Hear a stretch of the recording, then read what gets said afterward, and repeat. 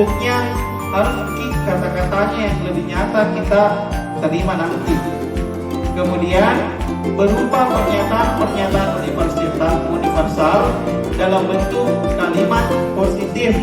Jadi yang kita ambil adalah kalimat positif. Karena terkadang di pengalaman saya itu ada siswa yang membuat keyakinan keras bisa makan sambil belajar. Kalau menurut saya ini kalimatnya tidak kalimat positif. Jadi semua itu pendapatnya sebentar peserta ini kita dengar, baru kita pilih yang mana termasuk dengan kalimat positif. Kemudian tidak dibuat dalam jumlah banyak sehingga mudah diingat dan dipahami. Jadi membuat keyakinan keras jangan juga contohnya peserta ini kita 30, semua pendapatnya yang 30 itu kita jadikan keyakinan keras. Tapi kita bisa di resume ceritanya. Jadi contohnya kita bisa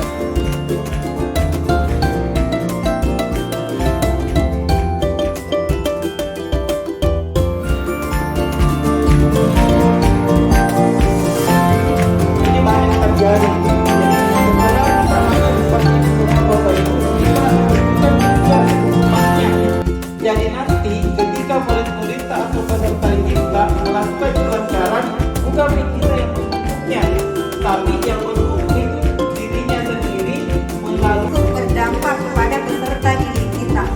Utamanya bagaimana kita mampu untuk membuat proses pembelajaran itu aman, nyaman dan menyenangkan.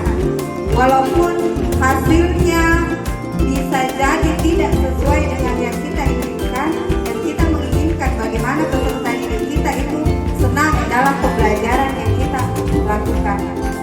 Baik, untuk materi pada hari ini yang akan saya bawakan itu berkaitan dengan 5 kebutuhan dasar manusia. Dan di sini 5 kebutuhan.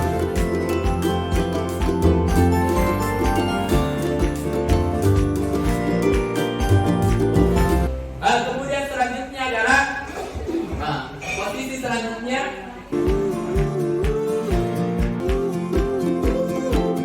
Bisa melakukan yang lebih buruk dari dia. Kamu pasti punya alasan mengapa melakukan itu. Nah, disitulah pasti siswa mulai berani bicara. Dia mau saya melakukan ini. Seperti contohnya yang tadi di depan kita. Saya terlambat tadi malam karena saya tidurnya ya tengah malam. Disampaikan bahwa kalau jamnya dibatas sekarang kemudian sudah mulai dilakukan upaya pendekatan. Ya, inilah materi yang akan saya bawakan pada kesempatan kali ini di budaya positif. Yang terakhir ya, yaitu segitiga restitusi. Ya.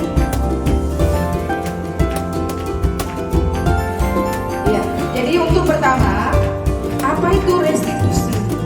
Bagi saya pribadi, restitusi yang dikaitkan dengan kegiatan pembelajaran di sekolah ini baru memang saya dapatkan juga ketika ya masuk di calon guru penggerak.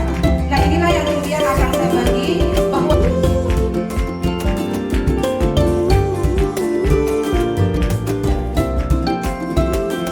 saya kira demikian.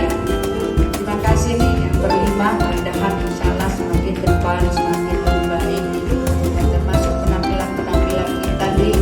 Alhamdulillah ya, saya lihat kemarin penampilannya Pak Pak Liga ini dapat kita pulih manusia ada kurang, makanya kekurangan itu yang kita penonton dan saya semangati teman-teman ya, Bapak Ibu guru yang masih muda-muda, Pak Devina yang sampai di situ lanjuti banyak program-program pemerintah.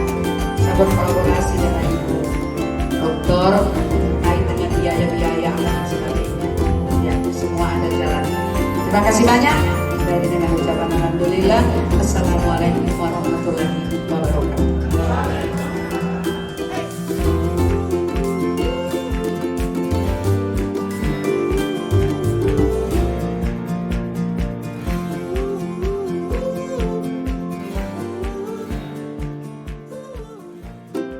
Yang jelas, yang pertama saya akan ucapkan Masya Allah, sangat luar biasa materi yang dibawakan oleh kelima calon guru penggerak. Saya baru kali ini, saya kepada sekolah mendengarkan secara langsung.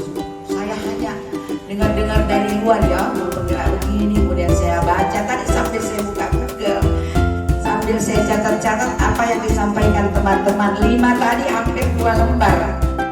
Itu saya kalau begitu mencatat karena saya tidak bisa ingat semua. Jadi memang saya suka mencatat. Saya juga belajar di sambil membaca, mencatat, apalagi kita bisikan.